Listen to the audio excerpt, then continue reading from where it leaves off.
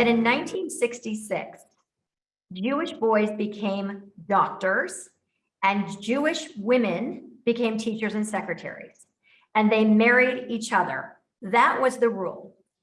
There was not the custom of going to college, falling in love with a Catholic woman, coming back and telling your parents, oh, by the way, I'm going to be a journalist and I'm going to marry a woman outside of the faith. Stephen Roberts and Cokie Roberts, may she rest in peace, totally went off script. And in doing so, they challenged the norms, broke barriers, and discovered a love story that very few can claim. Today, in the tradition of Judaism, Steve, I know Stephen is what Cokie referred to you as by, Steve has written Cokie, a life well lived, to let her memory live on in our minds and in our hearts. This story is not only compelling for the wisdom and the Torah, in quotes, that it shares, but it teaches us a very important lesson, that the road less traveled may in fact make the world not only better, but it might be the best one yet to take. Steve, welcome. I'm so glad you're here. I'm glad I'm here too. Thank you.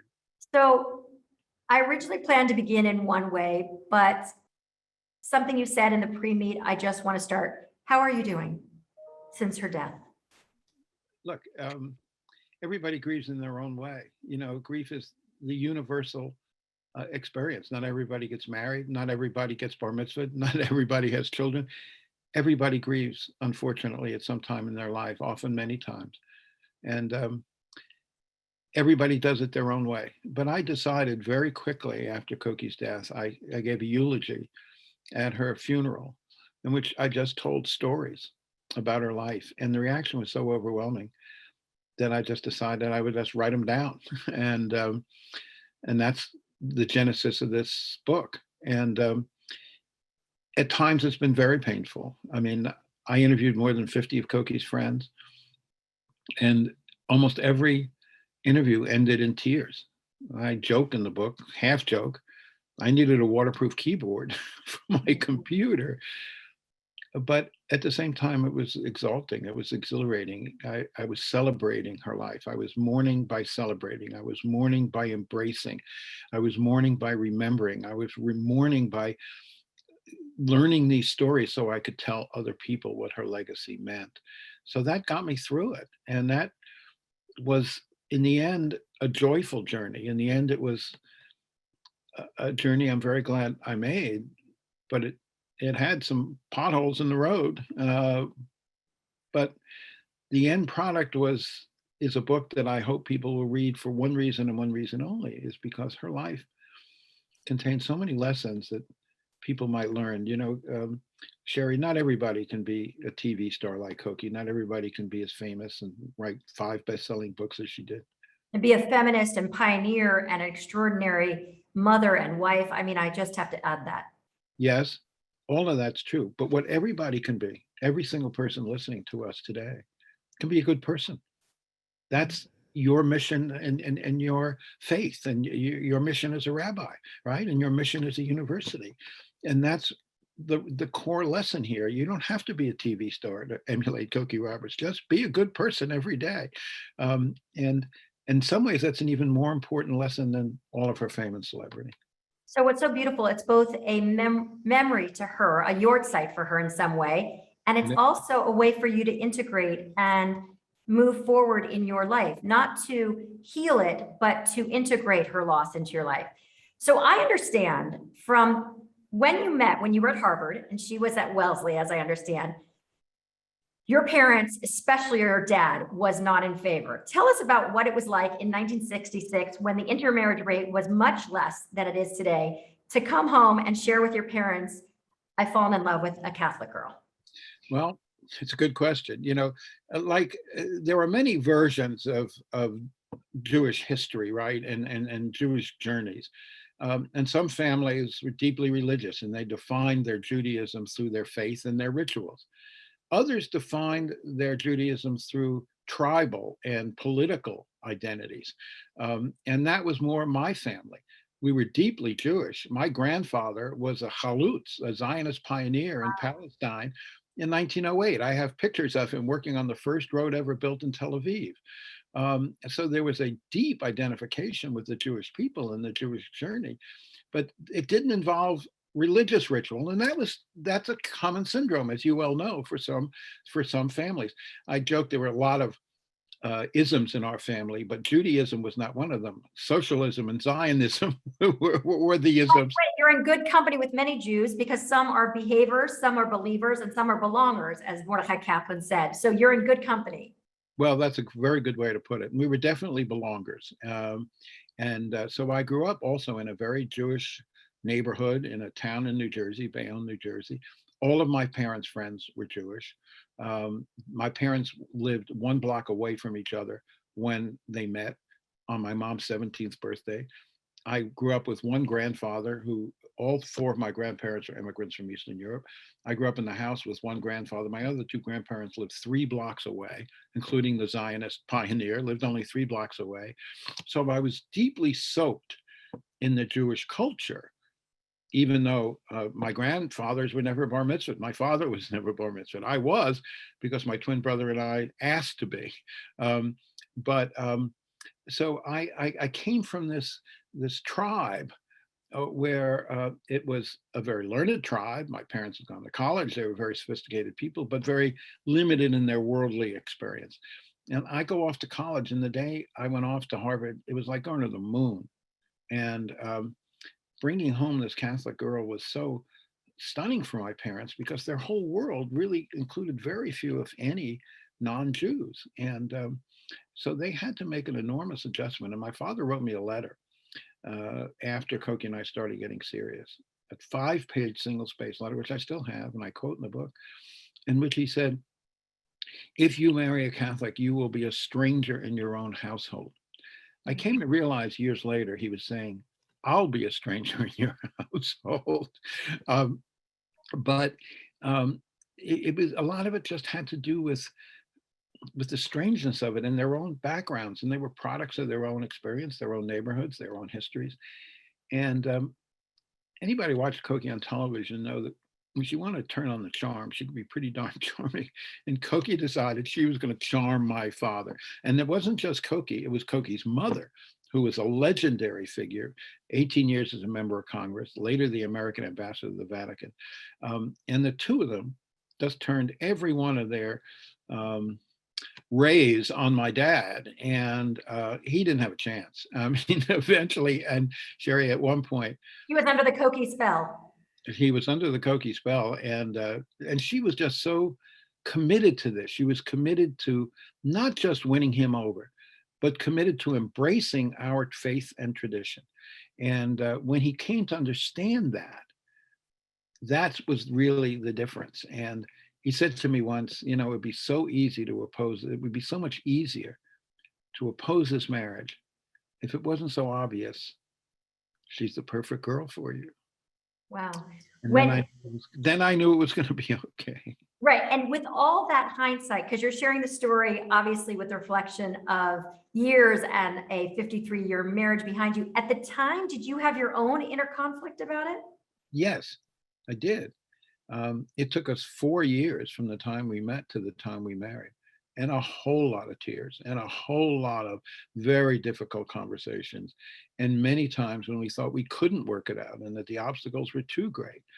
But as I said to my dad in reply to his letter, I wrote a letter back.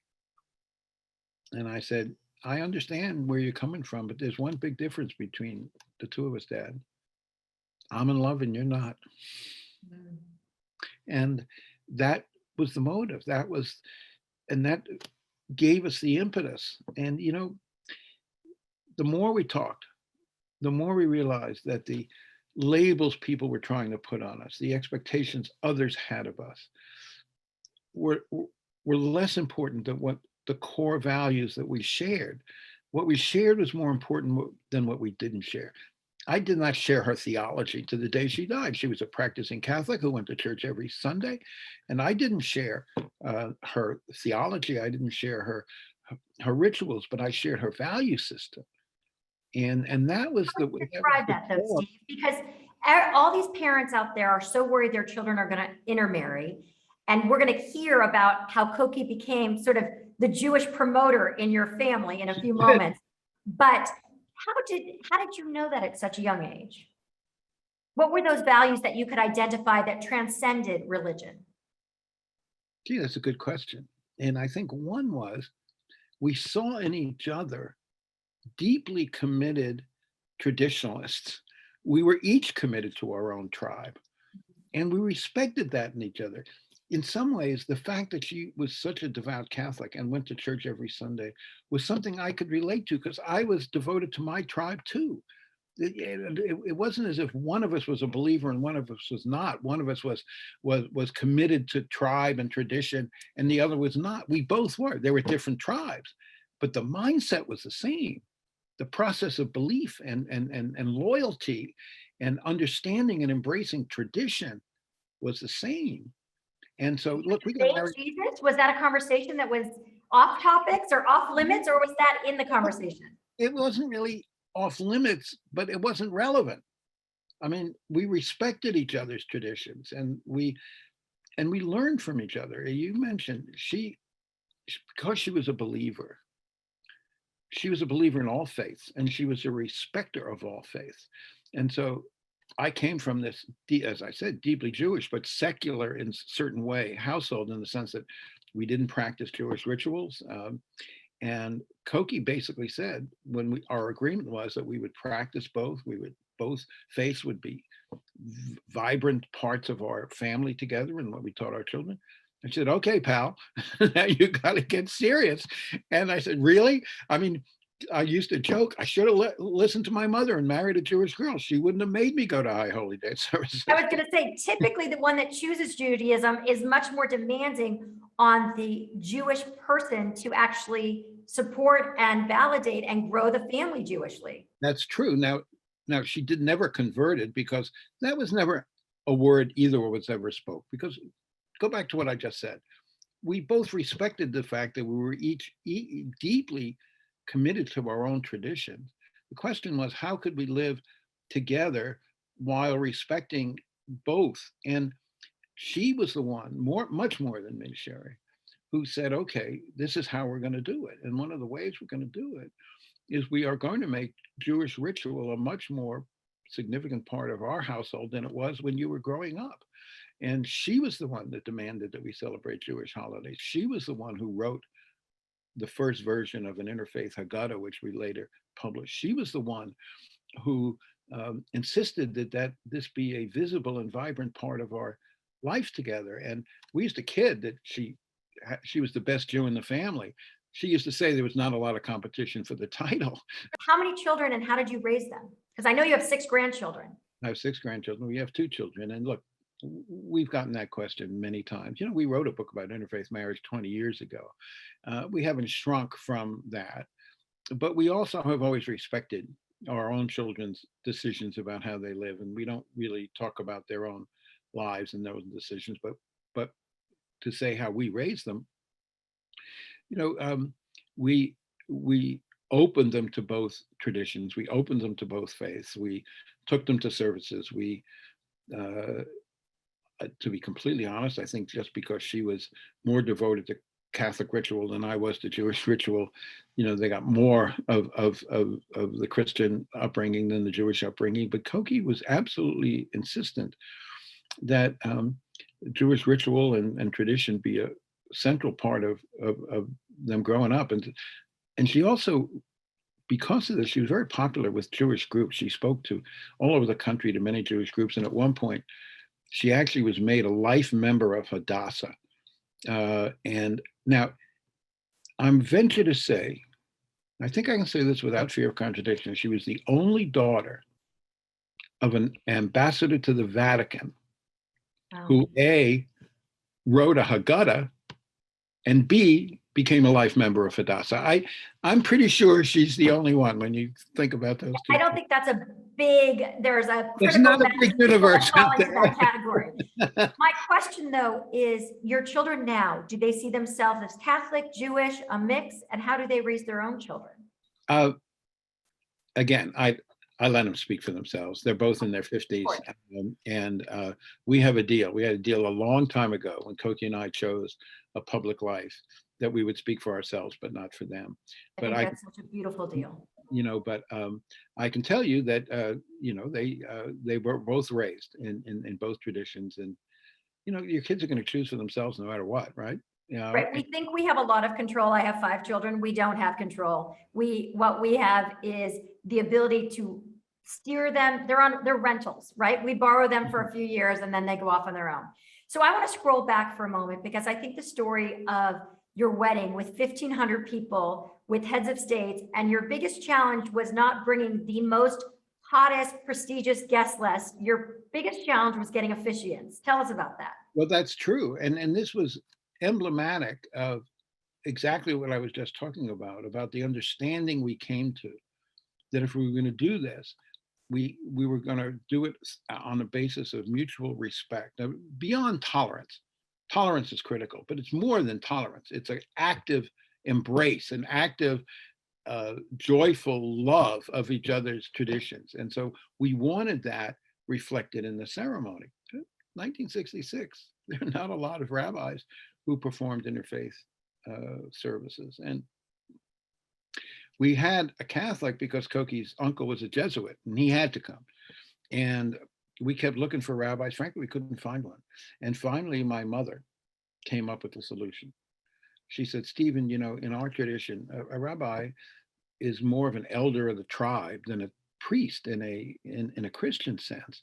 And so why don't we get an elder of the tribe? Now, it turns out that at the time, my in-laws, my father-in-law was a member of Congress at the time and a very prominent friend of Lyndon Johnson's, and he had worked very closely with Arthur Goldberg, who had been on the Supreme Court and had just left that job to become ambassador to the United Nations. So my mother says, so we should get an elder of the tribe, like, say, for instance, Arthur Goldberg.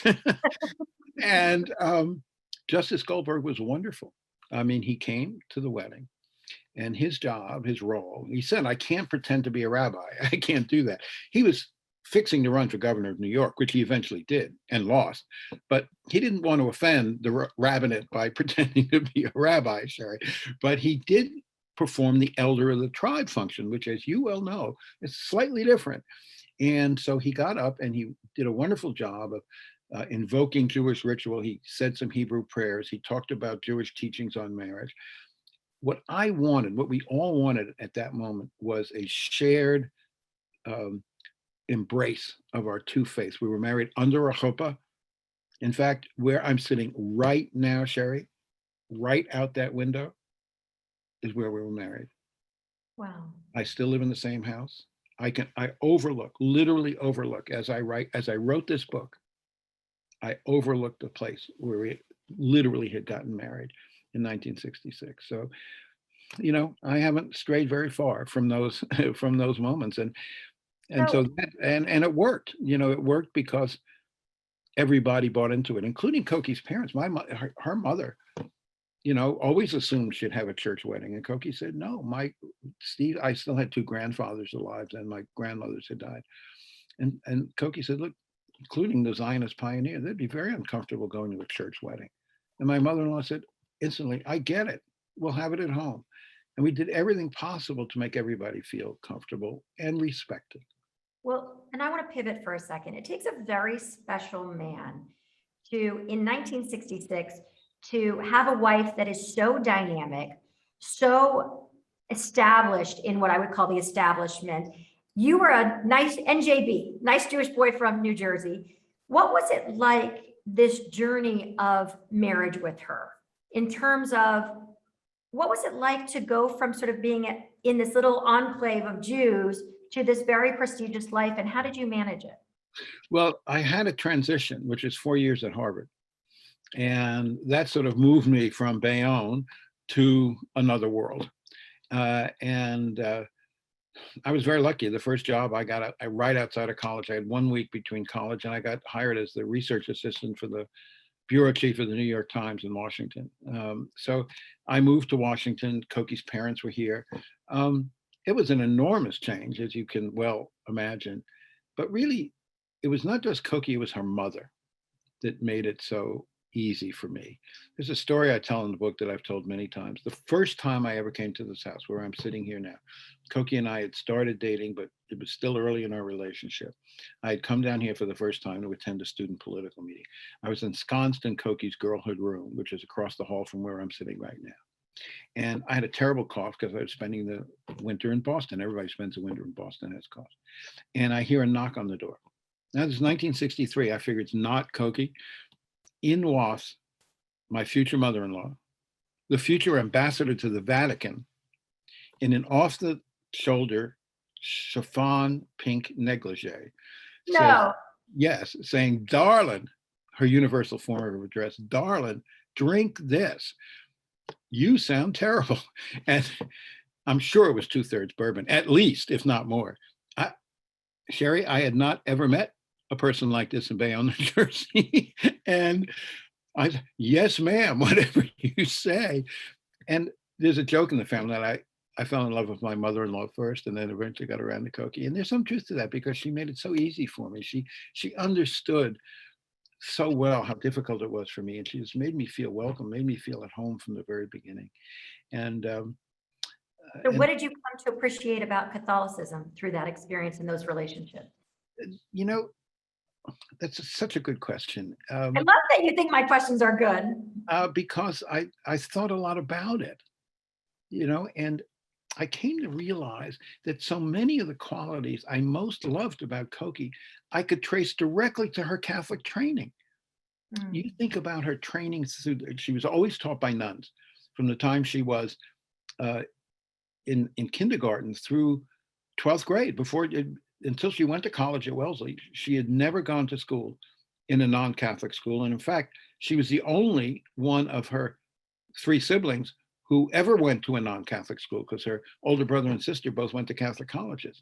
And from the time she was a very young girl, she was taught by nuns, you live the gospel. You live the gospel. You're taught that every human being is created in the image and likeness of God. And that's how you treat people. And she actually lived that way. Which is a Jewish teaching, right? That's from what the Catholics would call the Old Testament, but what we call the Bible. Of course. That's why it goes back to something I said earlier. We could share our values. You strip away the theology, you strip away the labels, you get to a core principle like that. And that animated her life. And I came to understand that so much of her value system was related to the nuns and related to her Catholic experience. And she always said that as well. And now it wasn't always easy for her to be a Catholic as a woman, as a thinking woman in the Catholic Church. And she kept saying, I am not going to let the bishops drive me out. This is my church. This is my relationship to God, and I'm going to keep it. But it could be a struggle. It could be a struggle. But one of the reasons why she was so committed to this school where she was trained, which is only a few miles from where I'm sitting right now, aren't many nuns left, but it's still the spirit of the Sacred Heart Order is still very much there. And I came to understand how close and how important this was. And on Christmas Eve, we would always go to Mass there. And they always had the Jewish guy read the Old Testament lesson at Christmas Eve Mass because they knew that she clearly believed in God. Did you? Or do you? That's a I complicated. told you it wouldn't be easy. That's a complicated question. I'm not even sure how to answer it. I do believe in faith. I think that it is a principle that brings out the best and it can bring out the worst too, of course. Faith is a double-edged sword, as we right. Faith in extreme is a double-edged sword, but faith as a way of living is deeply nurturing. And I learned that from her. And I'll tell you one moment that I think of when I think of what I learned from her, while all these things that she learned and embraced about Judaism. Her mother, as I say, became the American ambassador of the Vatican at age 80, and she moves to Rome. And she had served 18 years as a member of Congress and then had retired. Bill Clinton named her the ambassador in the second term. And she's living in this very nice house in Rome, and we visited her all the time. And one time we came and she said, we're going up to, it was the summer, and going up to the Pope's summer retreat in the hills above Rome. And it's a private mass and you're invited. So, okay. And we get up a beautiful sunny morning, and we're there quite early, and we're kept in a side room. We don't even know quite where we are in this maze of this palace. The Chamberlain brings us down a hallway, and we make this sudden left turn into a little chapel, and there is the Holy Father on his knees at prayer, wearing these simple white vestments. I was 10 feet from him.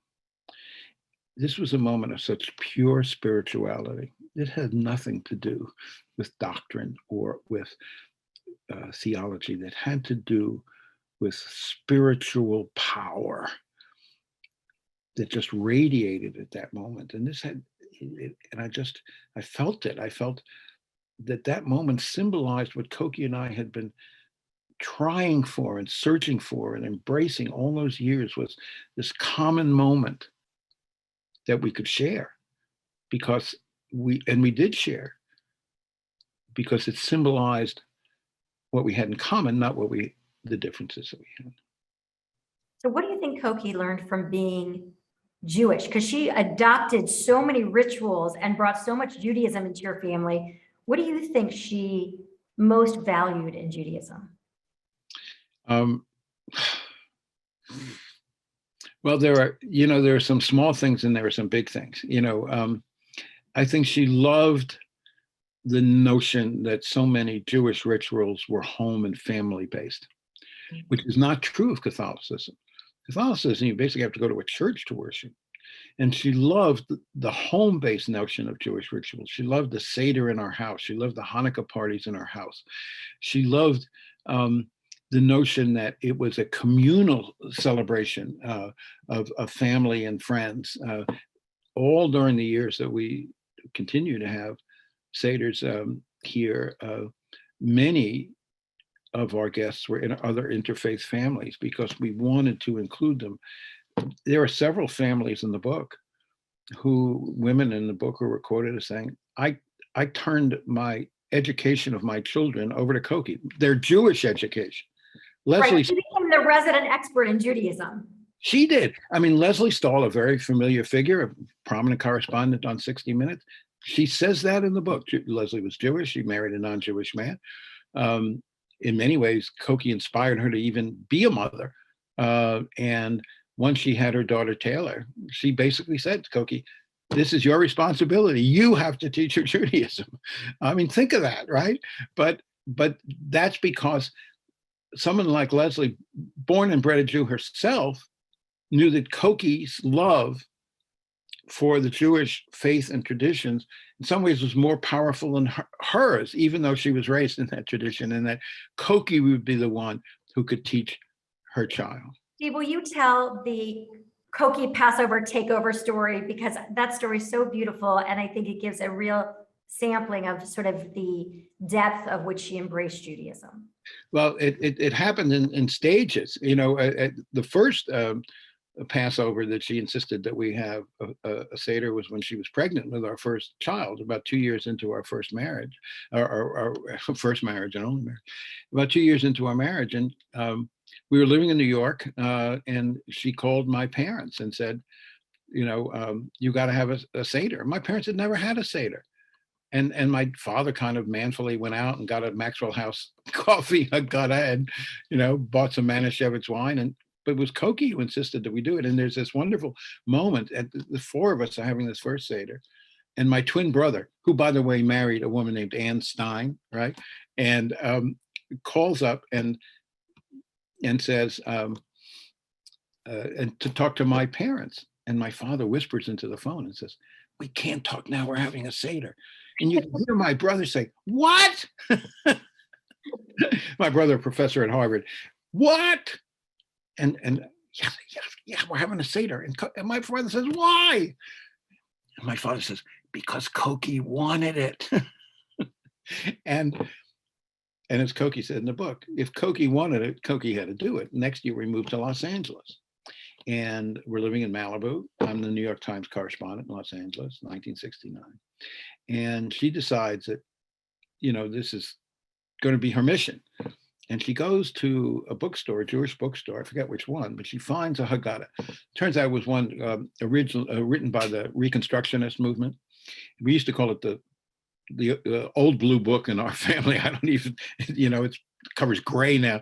And she created a Seder. She wrote a Seder using pieces from different things, but more of a kind of a sensibility for interfaith families.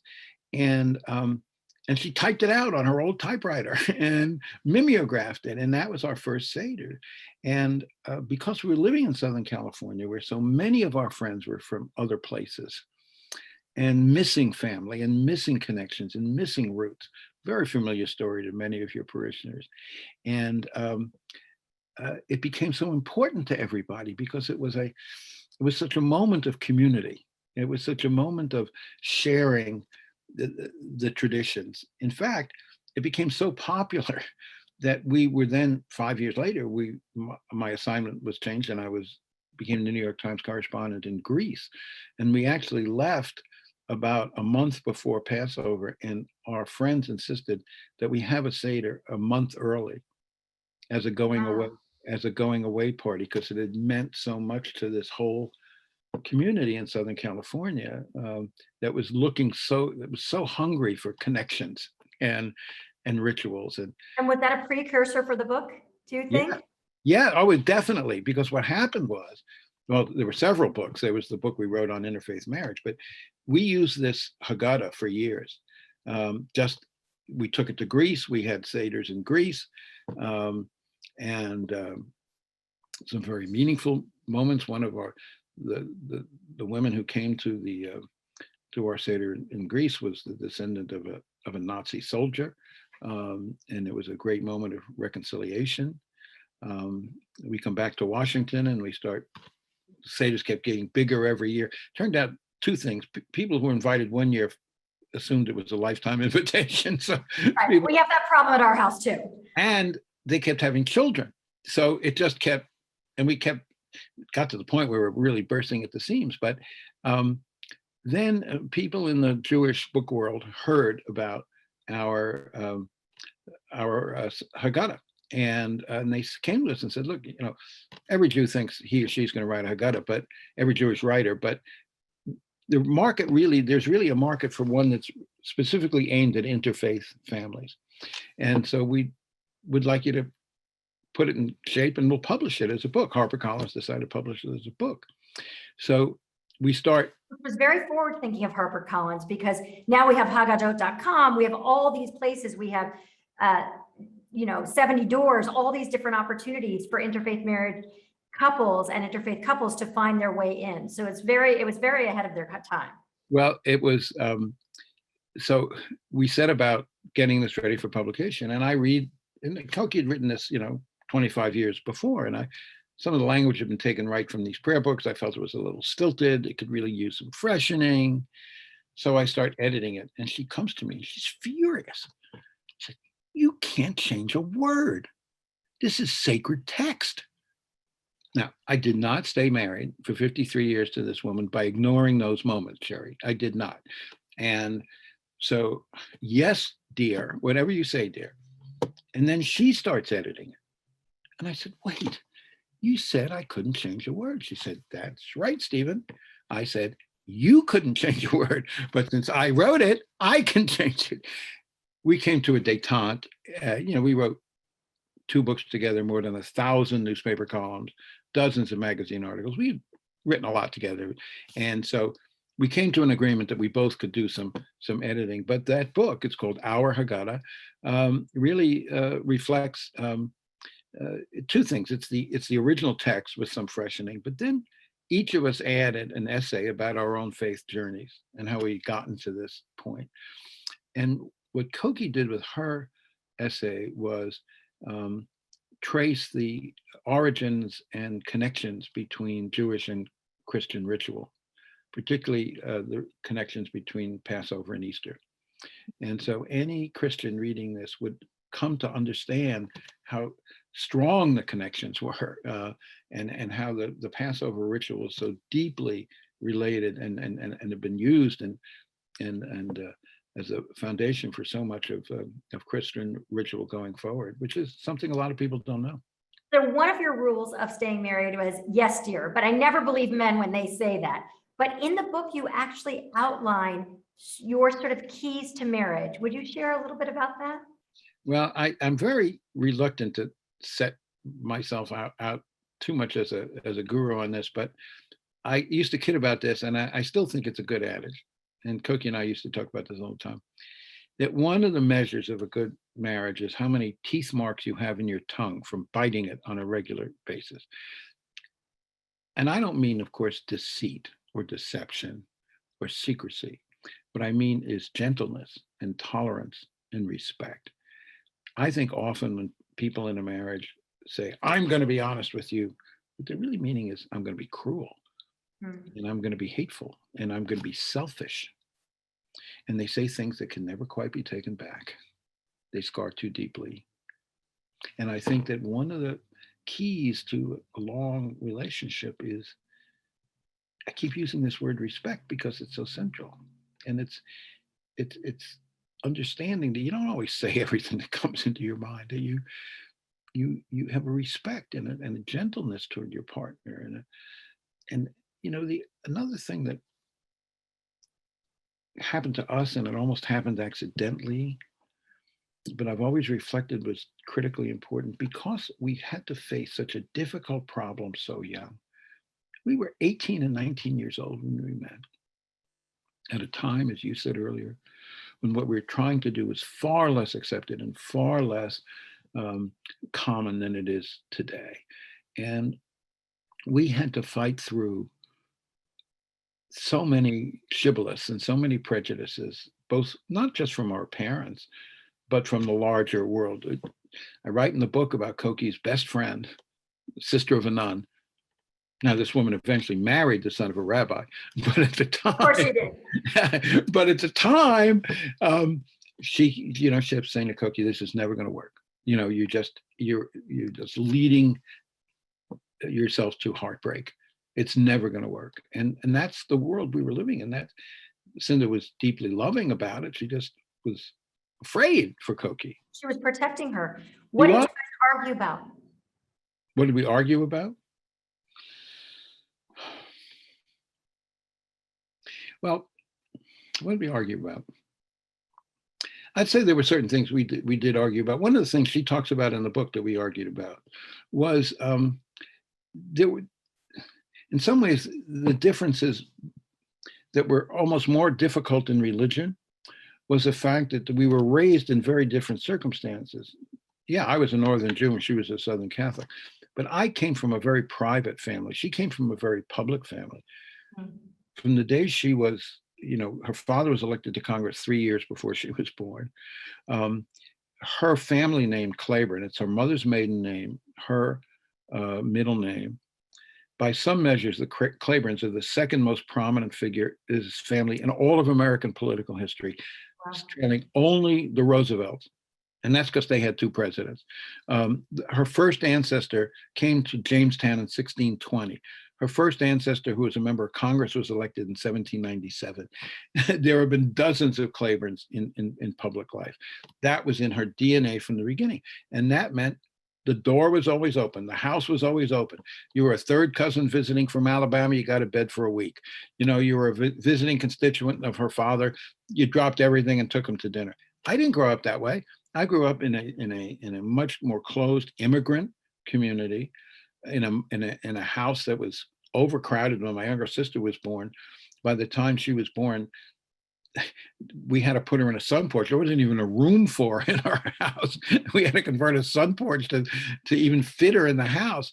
And so I don't even remember as a child friends staying over the house. We lived a very private, limited life. And that cultural difference, quite apart from religion, was much more significant. We would argue all the time about this. And I would say, Cokie, you just paid too much attention to other people. You you know, our lives are scattered and distracted. And she would say, Stephen, you're being selfish. And we were both right. Well, the title is called Cokie, A Life Well Lived. And I have to say, Steve, you've lived an incredible life and you continue to do exactly what Cokie would have you do. So thank you for being here. I hope everybody gets a copy. It's beautifully written. It's a beautiful story. The comments that have come in are just could listen to you for all. And I hope you'll come back with your next authorship. I hope you'll come back and talk about more. I think you are an inspiration to us all. Thank you so much, Steve. Loved having you.